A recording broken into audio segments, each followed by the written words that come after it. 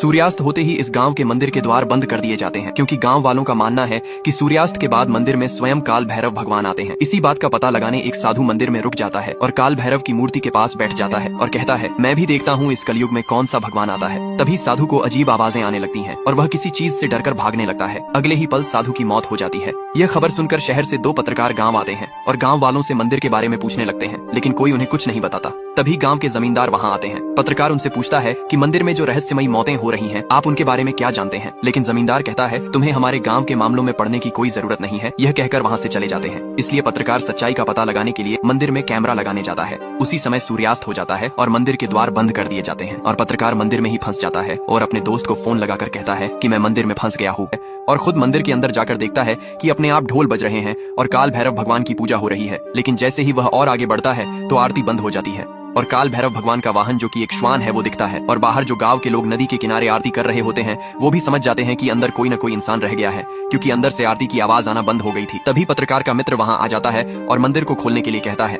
लेकिन गांव का जमींदार कहता है कि कुछ भी हो जाए, अब मंदिर के दरवाजे सुबह ही खुलेंगे। फिर जैसे ही सुबह होती है तो पुजारी जी मंदिर खोलते हैं और क्या देखने को मिलता है कि पत्रकार की मौत हो चुकी है। और तभी वहां पर एक पत्र उड़कर आता है जो कि काल भैरव भगवान की ओर से भेजा जाता, जिसपे लिखा होता है कि एक दिन मंदिर बंद रहेगा। और फिर गांव के लोग मंदिर बंद करके वहां से चले जाते हैं और वही गांव में कुछ लोग भेड़िए को पकड़ने के लिए जाल बिछाते हैं, लेकिन उसमें कोई अजनबी आके फंस जाता है, जिसके कारण उसके पैर पर चोट लग जाती है। और फिर पुजारी जी की बेटी उसे एक बाबा के पास लेकर जाती है जो उस अजनबी की चोट का इलाज करते हैं। और फिर पुजारी जी की बेटी उस अजनबी से उसका नाम और वह उनके गांव में क्या करने आया है पूछती है। फिर अजनबी जो अपना नाम रामू बताता है और बोलता है कि उसे पता चला है कि उनके गांव के मंदिर में एक सहायक की जरूरत है, तो वह मंदिर में सहायक बनने के लिए उनके गांव में आया है। इतना बताकर रामू काल भैरव मंदिर चला जाता है, जहां हमें पता चलता है रामू कोई और नहीं पत्रकार का भाई है और उस गांव में इसलिए आया है ताकि जान पाए उसके भाई के मौत के पीछे का राज क्या है। और वहीं दूसरी ओर जमींदार के घर पुलिस आ जाती है ताकि मंदिर की छानबीन के दौरान जमींदार किसी भी तरह की रुकावट न पैदा कर सके। लेकिन जमींदार उस ऑर्डर को पुलिस वाले के सामने ही फाड़ देता है और गांव वालों को इकट्ठा कर लेता है और पुलिस को रोकने के लिए मंदिर के आगे आ जाता है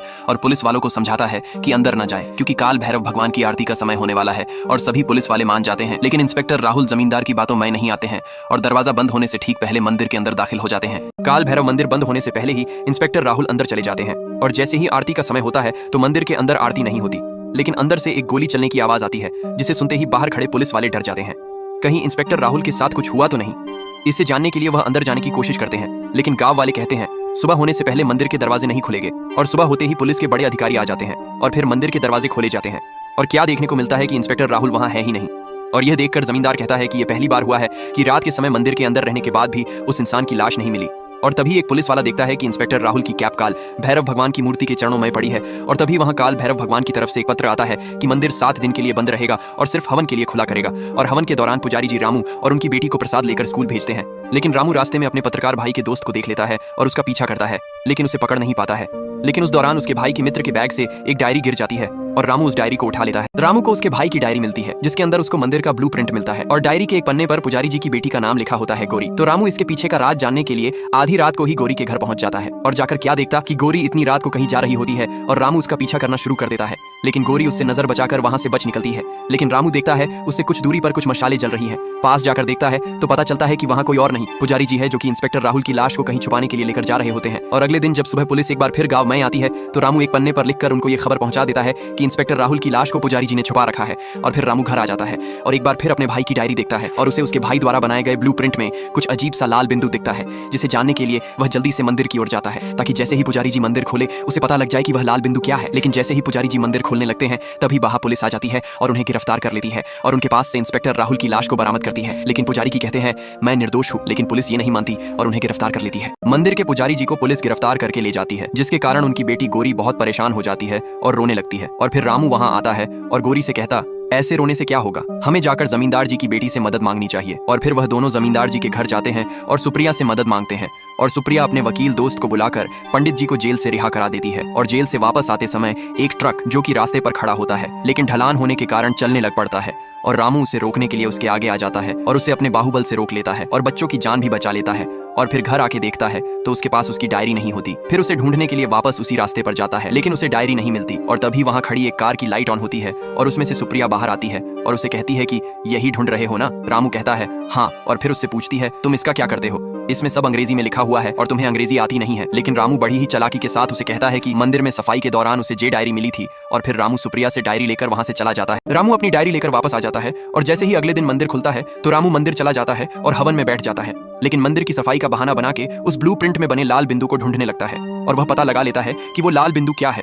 दरअसल वो लाल बिंदु एक कैमरा होता है जो उसके पत्रकार भाई ने मरने से पहले मंदिर में लगाया था। और जैसे ही रामू उसे उतरने लगता है तो जमींदार उसे देख लेता है और वहां आ जाता है और उसे कहता, मंदिर के ऊपर वाले हिस्से में क्या कर रहे हो।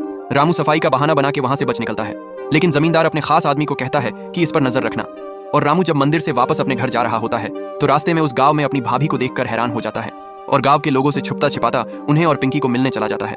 लेकिन सुप्रिया उसे देख लेती है और पता लगा लेती है कि रामू कोई और नहीं, पत्रकार का भाई है, और वहां से चले जाती है। और अगले दिन सुप्रिया अपने भाई को बताती है कि पंडित जी की गिरफ्तारी में रामू का हाथ है और उनकी ये सारी बातें जमींदार का खास आदमी सुन लेता है और जाकर जमींदार को बता देता है। और फिर जमींदार रामू को पकड़ने का हुक्म सुना देता है और जमींदार के गुंडे निकल पड़ते हैं रामू के घर की ओर। लेकिन रामू घर से भाग जाता है और जाकर पंडित जी के घर छुप जाता है। रामू पंडित जी के घर जाकर छुप जाता है और उसे ढूंढते हुए वहां पर जमींदार का आदमी भी आ जाता है, लेकिन उसे वहां कुछ नहीं मिलता और वो वहां से वापस चला जाता है। और तभी गोरी क्या देखती है कि फूलों का ढेर हिल रहा है और वो डर जाती है और पास पड़े डंडे से उस पर मारने लगती है और तभी उसमें से रामू निकलता है। और जैसे ही गोरी ये देखती है तो तुरंत डंडा फेंक देती है और रामू से पूछती है वो जहाँ क्या कर रहा है। लेकिन रामू उसे कुछ नहीं बताता और वहां से चला जाता है। लेकिन बाहर आते ही जमींदार के आदमी उसे पकड़ लेते हैं और जमींदार के पास ले जाते हैं। लेकिन सुप्रिया वहां आ जाती है और रामू को बचा लेती है, लेकिन जमींदार उसका मंदिर में आने पर पाबंदी लगा देता है। और वहीं अब गोरी को भी पता लग चुका था कि उसके पिता को किसी और ने नहीं, रामू ने ही जेल भेजा था, जिसके कारण वो रामू से नाराज हो जाती है और उसकी कोई बात नहीं सुनती और वहां से चले जाती है। और उसी रात रामू से मिलने सुप्रिया आती है और उसकी मलहम पट्टी करती है, जिसके कारण उनमें दोस्ती हो जाती है। और अगले दिन जैसे ही रामू मंदिर जाने के लिए निकलता है तो जमींदार के आदमी उसे मंदिर के अंदर नहीं जाने देते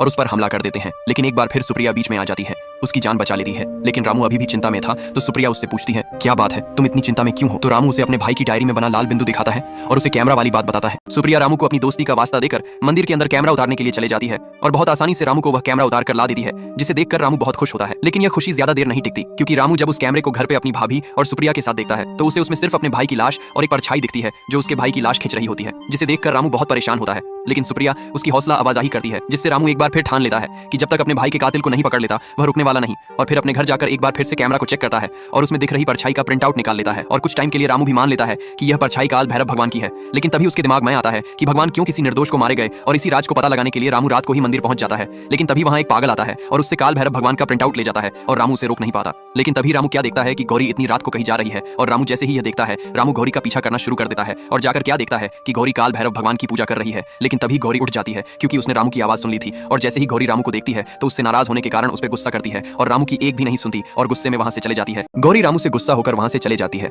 लेकिन जैसे ही सुबह होती है रामू पंडित जी के घर पहुंच जाता है क्योंकि वह गौरी को मनाना चाहता था। और रामू पहुंचते ही पंडित जी के चरण छूता है और फिर पंडित जी रामू को गौरी और उसकी सहेली के साथ बैठ शाम को होने वाले जन्माष्टमी के पर्व की तैयारी करने को बोलते हैं। और रामू भी गौरी और उसकी सहेली के काम में हाथ बटाने के लिए उनके साथ बैठ जाता है। लेकिन गौरी को यह बिल्कुल मंजूर नहीं था और गौरी रामू को खरी खोटी सुनाकर वहां से जाने को कहती है और रामू अपनी बेइज्जती सह नहीं पाता और वहां से चले जाता है। और फिर जैसे ही गौरी काम खत्म करके आती है तो उसके पिता उसे समझते हैं कि गुस्सा करना ठीक बात नहीं और बचपन में बताई गई बातें फिर दोहराते हैं, जिसे सुनकर गौरी शर्मिंदा होती है और तुरंत जाकर रामू से माफी मांगती है और रामू भी बड़ दिल रखते हुए उसे माफ कर देता है। और वही एक और रामू के मरे हुए पत्रकार भाई के दोस्त ने मंदिर में लगे हुए कैमरा क्लिप का सौदा एक न्यूज चैनल के साथ किया। लेकिन जैसे ही वह उस कैमरा को लेने मंदिर में आया तो वह कामयाब न हो पाया क्योंकि जमींदार के लोगों ने उस ओर हमला कर दिया था और वहां से अपनी जान बचाकर वो सीधा पंडित जी के घर गया और धोखे से पंडित जी के घर से मंदिर की चाबी की नकल का शाप ले लिया। अब क्या पत्रकार का दोस्त मंदिर की नकली चाबी से मंदिर के अंदर जाने में सफल होगा, जानेंगे अगले भाग में।